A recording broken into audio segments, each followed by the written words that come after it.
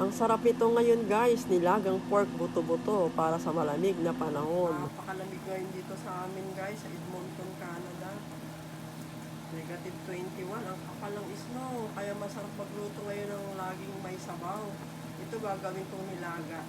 Yan guys, oh, sobrang kapal ng snow dito sa amin, dito sa harapan namin. Dito na sa pintuan namin eh. Kaya nagluluto ako ngayon ng nilaga. Masarap humigop ng sabaw. Ang hirap lumabas guys, mababaon ka sa snow. Lulubog yung ano mo, naka-boots ka lang pero lulubog ka pa rin. Ganito kahirap dito pag winter. Grabe, ang hirap. Kaya puro may sabaw. Mainit na sabaw ang ulamin natin lagi. Kaya natin yung mga aromatics. Abusan ako ng luya ngayon. Lalagyan ko na lang to ng ano, yung powder. Pampaayos ang lansa. Hirap kasi dito pag naubusan ka eh. Wala namang sari-sari store dito. Bigyan natin ng konting turmeric powder.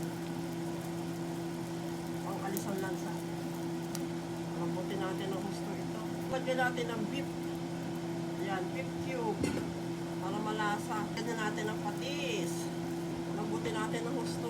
Lagyan natin yung patatas. Yenot ang kulay kasi dahil dun sa ano eh. Turmeric na nilagay ko. Oh, lambot na.